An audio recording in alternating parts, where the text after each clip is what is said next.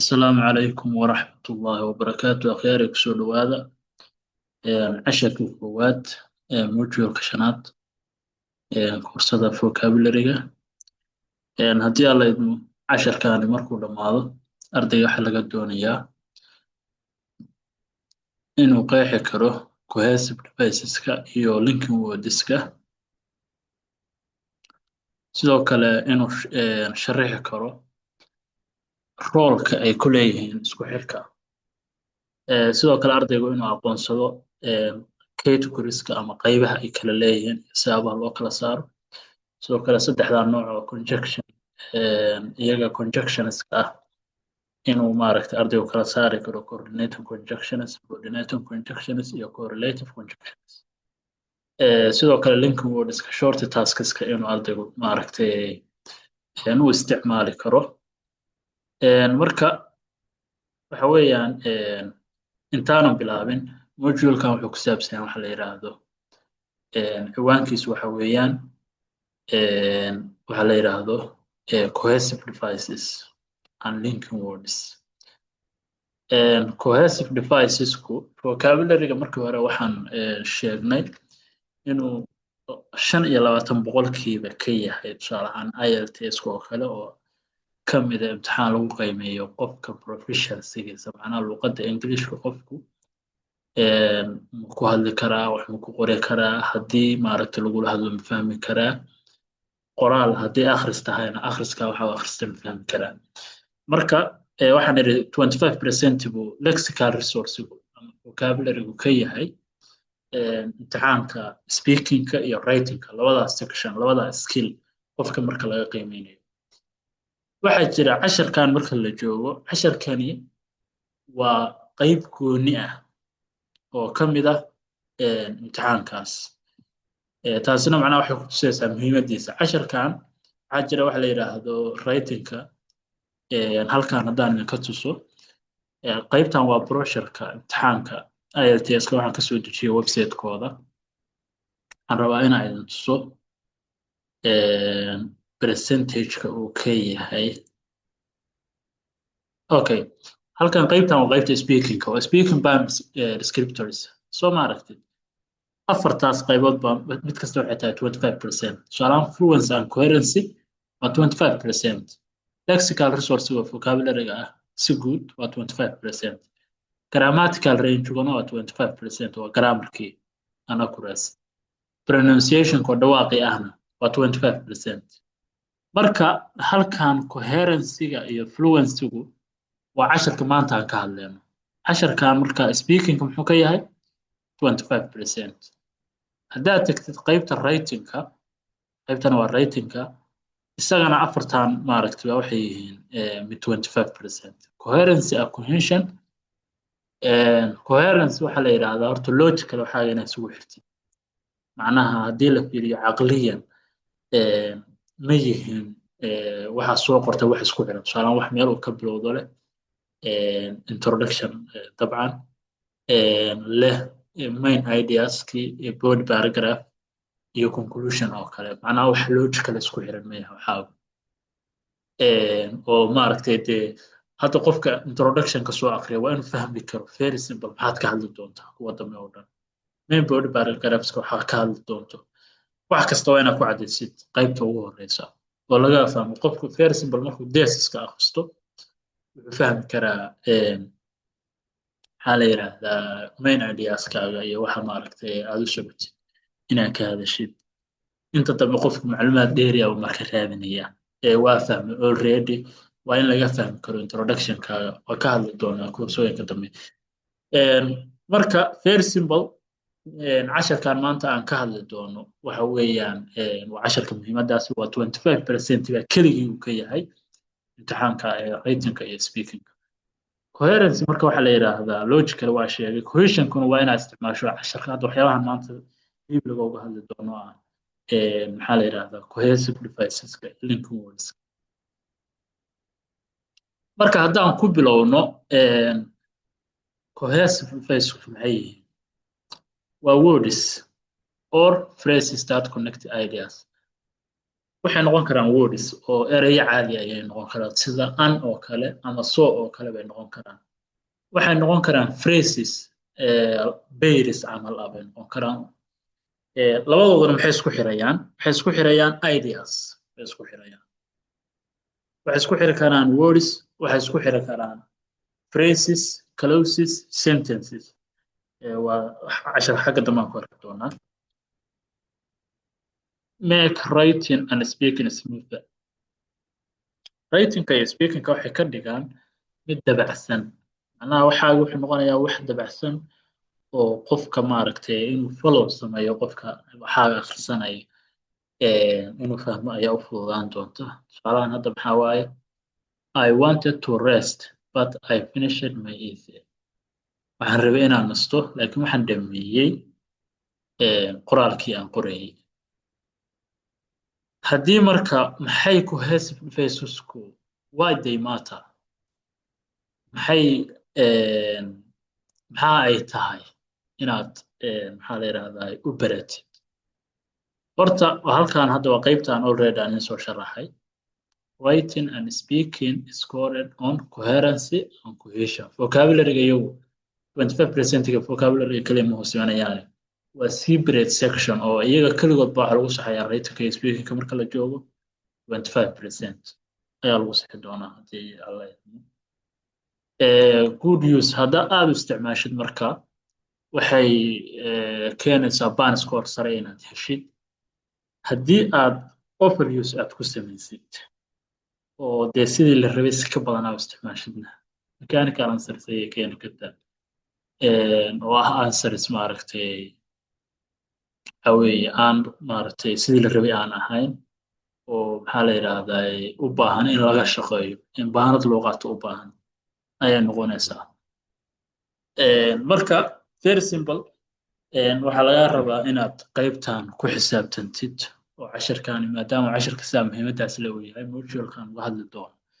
inaad awoodda saartid oo aad maaragtay xooga u saartid resources insha allah inafana waa kula wadaagi doonaa marka maadaama aan kasoo gudubnay maxaa la yidhahdaa cohesive devices iyo why they matter haddaan kasoo gudubnay waxa weeye marka waxaan u geedanaa sectionska aan u qaybin doono ama categorieska waxa weeye categories overview ayaan samaynana marka koowaad waxa weeye horta marka koowaad cohesive deviceska la isticmaalayo qaar waxaa loo isticmaalaa in wax la isku daro tusaale ahaan laba jumladood in la isku daro inay laba jumladood isku xirto inay isku xirto two words oo kale aduu muhiimad waxa waaye tusaale ahaan markaa rabtid ideada ina idea kale kusoo darto conjunctionska isticmaalayso weeyaan contrast waa loo isticmaalaa contrastigana waxa weeyaan kala duwanaansho markaa rabtid tusaale ahaan idea hore aa u sheegtay idea ka duwan baa rabtaa inaad sheegtid waa markaas kuwa la isticmaalayo cohesive deviceska la isticmaalayo ama link modeska la isticmaalayo cause and effect markaa rabtid wax saameynta uu yeeshay waxa weeye inaad ka hadashid waxa weeyaan markaa wax isticmaalaya kuwa isticmaalaysid waxaa la yidhahdaa cause and effect waxaa jira qayb gaar oo isticmaali doonto sequence markaa rabtid inaad ka hadashid wuxuu sidii isugu xigxigo firstly secondly saas oo kale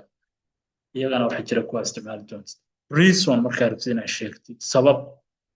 tusaalaan sabab jumlada labaad u dhacday ama sabab jumlada koowaad u dhacday markaa rabtid inaad ka hadashid waxaa jira coordination slides waxaan leeyahay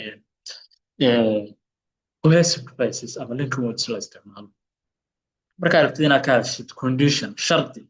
wax shardi ku xiran xamaal oo kale waa la isticmaalaya ayaa jira markaa rabtid wixii inaad soo koobtid oo tusaale ahaan waa soo hadashay introduction main body paragraphs all waxaa joogtaa qaybtii dambe qaybtaa markaa joogtid waxaa jira conjunctions la isticmaalay marka mid kasta waa arki doonaa tusaalayaal baan ka arki doonaa iyo tusaalayaal ka mid ah kuwa la isticmaalo tusaale hadda qaybta addition markaa rabtid inaad id kale ku dartid ama wordska isticmaalaysa ama closeka isticmaalaysa ama phraseka isticmaalaysa mid kale ku dartid kuwa la isticmaalo waxaa ka mid ah cohesive deviceska la isticmaalo waxaa ka mid ah an baa ka mid ah more of baa ka mid ah furthermore baa ka mid ah in addition baa ka mid ah ma aha afartaas keliya way badan yihiin laakiin afartaas macnaha waa tusaalayaasha commonka inta badan kuwa loo isticmaalo tusaalahaan hadda waxaan idhi she is hard working okay moreover she is creative macnaha labadaas maxaa la yidhaahdaa labadaas sifoba gabadhaas ay iyadaa leh marka koowaad waa qof shaqo badan waxaan rabaa inaan wax kale oo gabadhaasi strength kale oo ay leedahay inaan sheego aan rabaa two strengths bay leedahay strengths kale si aan u sheego waxaan dhahayaa more of ayaan isticmaalay more of she is creative okay marka waa tusaale waxa weeye tusaalayaal dairy resourceska waa kula wadaagi doonaa marka hore waa dul mareen qayb kasta waxa weeye nf waxaan kula wadaagi doonaa resource ku muujinaya qaybo badan oo ay ka kooban tahay contrastigu waxa weeyaan tusaale ahaan waxaad rabtaa inaad sheegtid ideyadii hadda ayaa sheegtay idea ka duwan inaad sheegtid marka contrastiga ayaa weeyaan contrastiga ayaa la isticmaalaa dadku inta badan wax isku qaldaan compare marka la yiraahdo iyo contrast marka la yiraahdo compare waa similarities ka sheegaysaa contrastiguna waa differencega but waa ka mid ah however baa ka mid ah although baa ka mid ah on the other hand baa ka mid ah cohesive deviceska la isticmaalo markaad joogtid qaybta contrast markaad rabtid inaad muujisid tusaale I studied however I did not pass okay halkaan markaad joogtid qofku wuxuu yidhi waxbaan bartay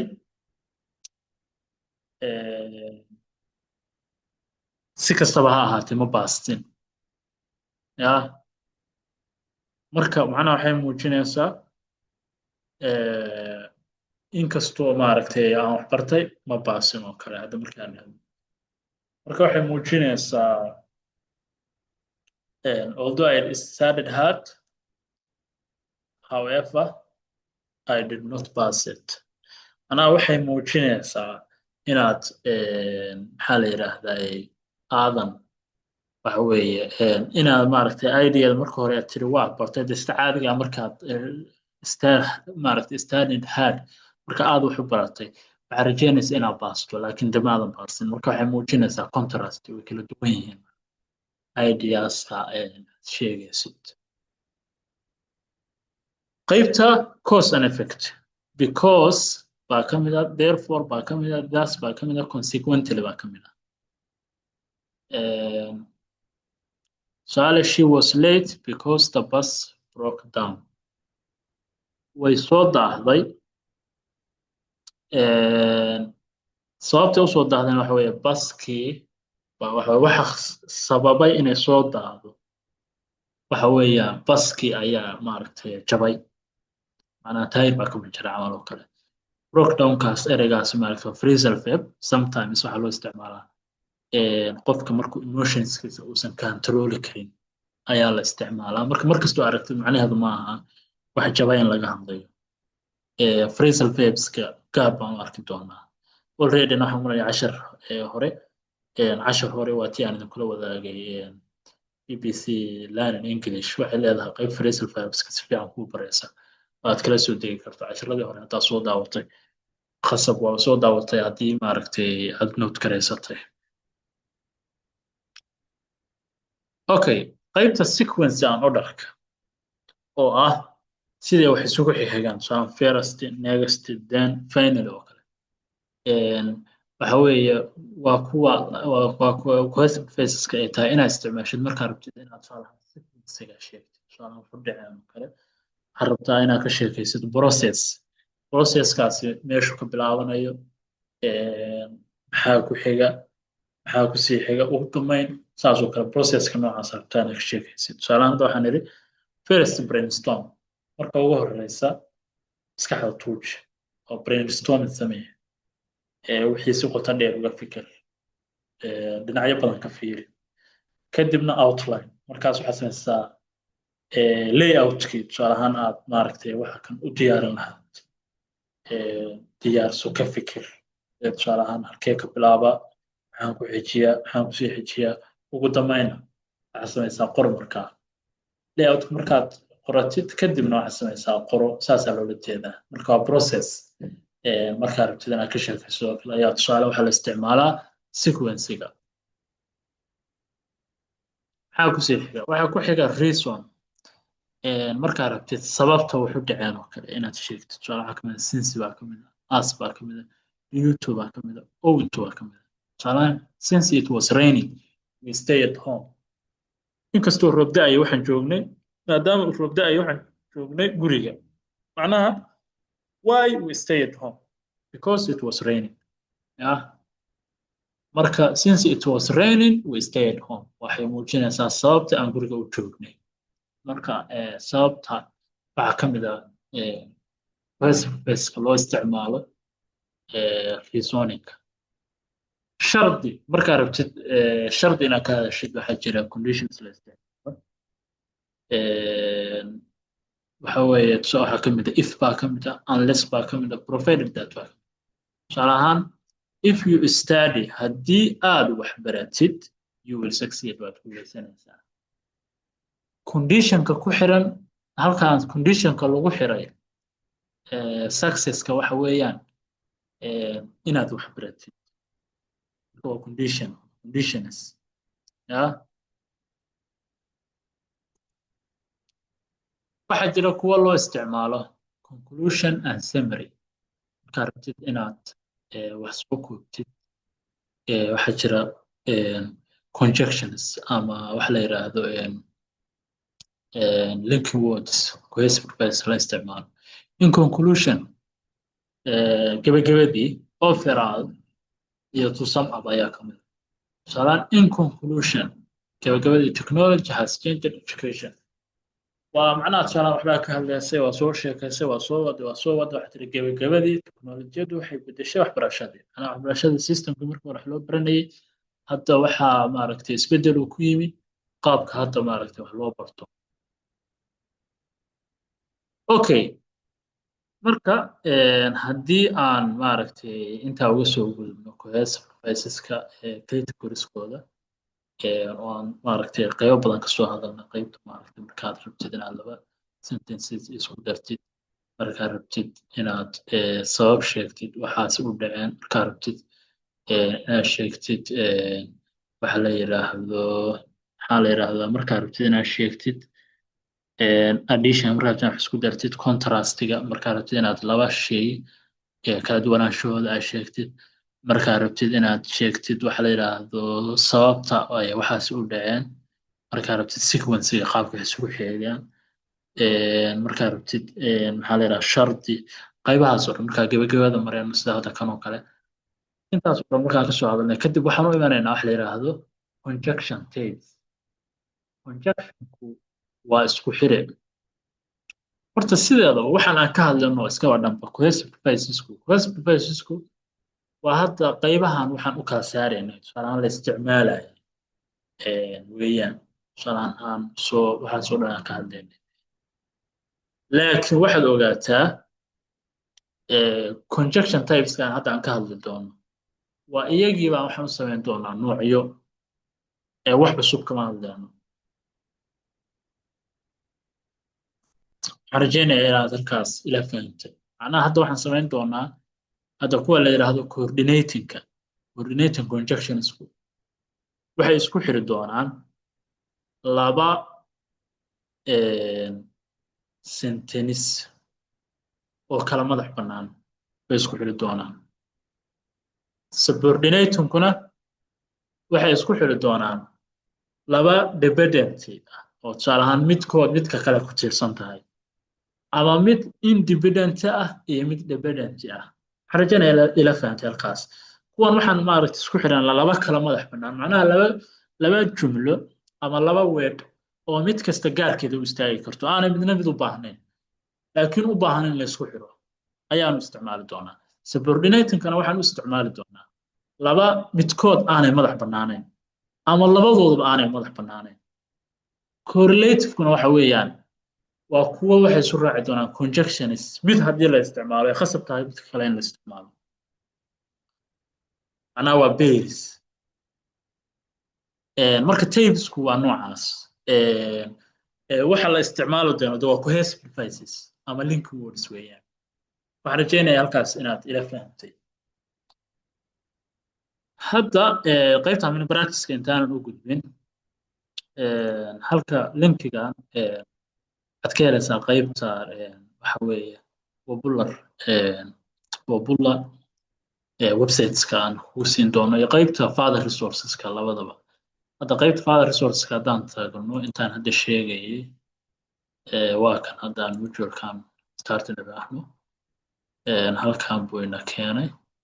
kadib qaybta father resourcekan tegayna casharka koowaad maadaama hadda aan ku jirno halkaas uga jeedo waa qaybahan hadda soo sharaxeen oo dhan baa ka sheekeynayaan addition iyo contrast cause and effect sequence oo aad maaragtay loo sii examples kala duwan aad arki doonto qaybtan hadda types of conjunctionska coordinate conjunctions waxaan rabaa loo isticmaalaa connect equal ideas macnaha equal ah oo maxaa la yidhaahdaa isleeg oo ama kala madax bannaan ayaa loo isticmaalaa subordinator kana waxaa ka mid a marka waxaa la yidhahdaa fun boys waa arki doonaa waa for waa an waa nor waa but waa or waa yet waa fun boys iyo so oo ugu dambaysa subordinating kana waxa weeye iyagu waa kuwa although because baa ka mid kuwan marka correlative iyaguna waa paired connectors waa laba iyo saan either or neither nor not only but also baa ka mid hadda marka linkigan qaybtan aad maaragtay u sharaxaysa saa ujeedid hadda waa kuwana coordinating conjunctionski fun boys waa for waa an waa nor waa but waa or waa yet waa so marka fun boys ayaa loo soo gaabiyaa correlative conjunctionsku waa kuwii labada ah both and whether or not only but also either or neither nor just so the as soon as oo kale if then rather than adu waa badan yihiin qaybta waa kuwa listiga halkaas ku wada qaybta subordinated conjunctionsku iyagu waa kuwa isku xiri doona dependent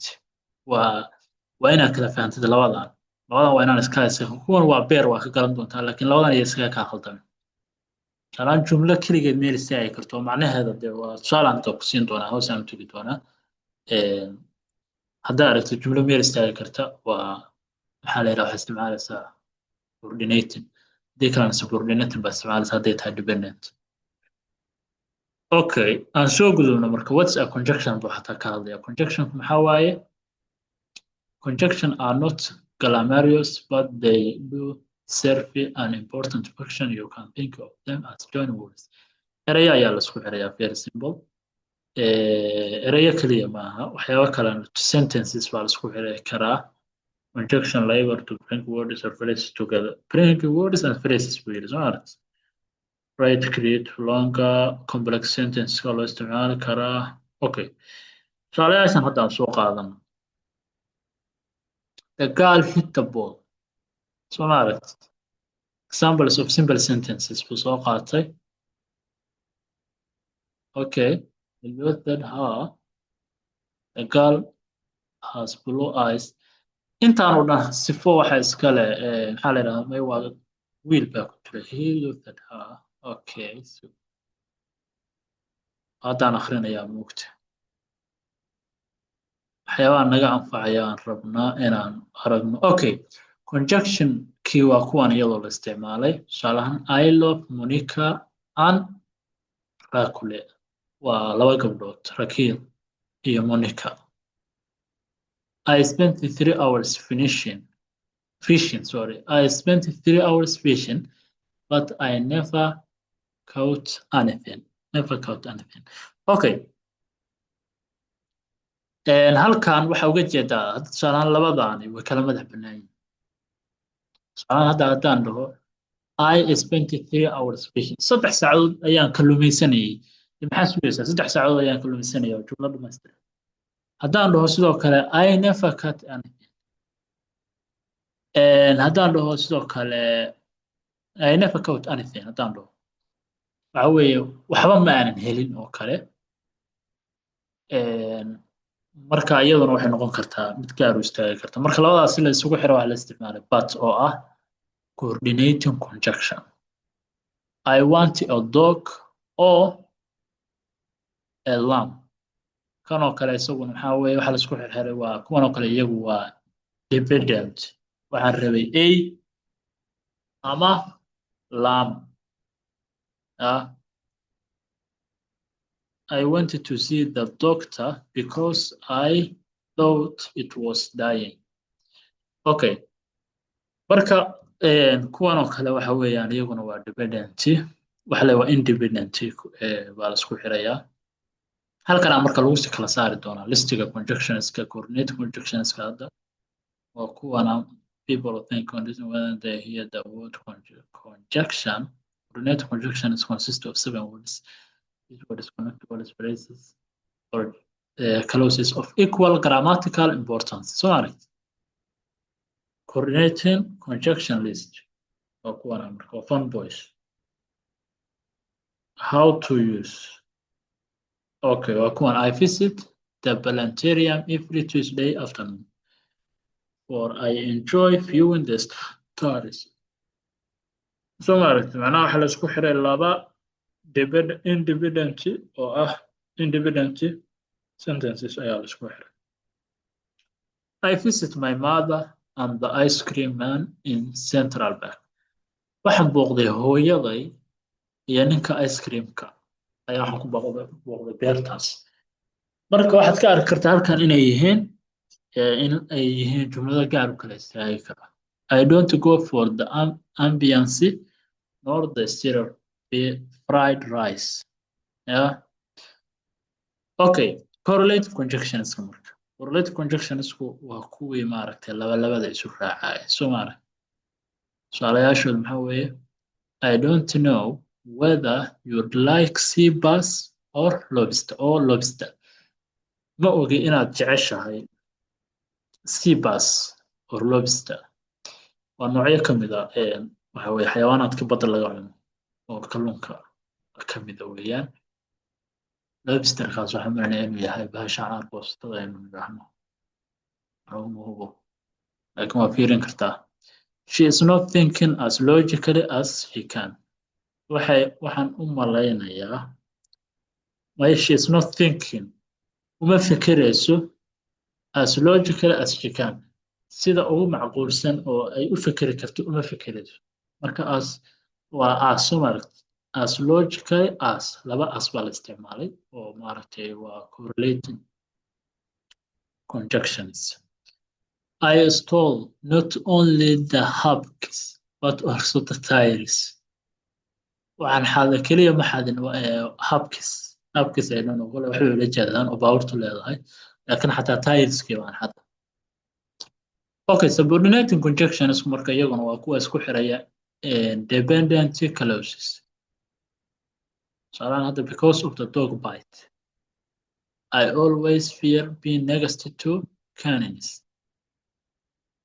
maadaama dhoogu qaniinay qaniinyadii dhooga awgeed I always fear waxaan aad uga cabsadaa being next to cannons cannonsku waa xayawaanadan eyga iyo bisadaha iyo shabeelka iyo waxaasaa la isku yidhaahdaa xayawaanadaas inay igu xigaaneen ama inaan agtooda joogoba aad baan inta badan uga cabsadaa sababta uga cabsatay marka waxa weeye waa qaniyadaas marka because of the dog bite haddaan dhaho macnaha waxaad qaniyadii eyga awgeed waxaa sugaysaa warka inaad dhammaystiro macnaha labadan dependent maaha independent maaha sorry independent waxaa la yidhahdaa wixii kala madax bannaan dependentna waa wixii isku tiirsanoo midna aanu gaar u istaagi karin yeah this will make sense if you read the first chapter tani waxay macno samaynaysaa haddii aad soo akhriday chapterka koowaad marka this will make sense waxay tani macno samaynaysaa if what marka waxaa ka dareemaysaa waa waxa la isku xirayaa dependent daawa maaragtay midna aanu gaar u istaagi karin marka muuqaalkan xataa way ku sharaxayaan linkigana waxaad ka helaysaa qaybta father resourceska father resourceska waxaad ka helaysaa qaybta waxaad ka heli kartaa qaybta popular websiteska hadda casharkeena waa kan sorry okay qaybtan oo kale ayaan hadda weli kuma soo dhigin laakiin waan soo dhigi doonaa hadda casharadii hore haddaan tagano qaybtan oo kale baan soo dhigayanay qaybtan soo qaybtan ayaan soo dhigi doonaa insha allah halkan aad ka heli doontaa dhammaan linkiyada halkan baad ka heli doontaa okay marka qaybta haddii aan halkan linkigan baa sidoo kale wuxuu ku siinayaa xog dheeriya oo ku saabsan linkin wordska full listina ku siin doona marka listigan hadda soo aragtid waa emphasizeka loo isticmaalo sida undoubtedly indeed obviously particularly especially clearly importantly absolutely definitely without doubt never soo aragtid kuwa additionka loo isticmaalo kuwa contrastiga loo isticmaalo kuwa orderka soo aragtid resultiga illustration tusaalayaal wey qaybtan tusaalayaasha loo isticmaalo for example, for instance, such as including namely, in this case, proof of this. So, comparison kuwa loo isticmaalo similarly, equally. Yeah, kuwa loo isticmaalo similarity ka muujinaya. Kuwan hadda kuwan soo aragnay oo ahaa contrastiga aan isticmaalo opposite-kooda wey. Summary-ga kuwa loo isticmaalo. Kuwa loo isticmaalo reasonka, conditionka, concessionka, generalizationka. So, mid kasta sharaxaad bay ku siinayaan examples bay ku siinayaan marka qaybtaadna waxa weeye aad baa maaragtay ugu helaysaa iyagoo lasii kala saarsaaray tusaalayaal luga lagaa siin doona haddii alla idmo okay marka qaybtaana waxaa ka helaysaa halkaas ayaad ka helaysaa ugu dambeyntii marka haddaan soo koobno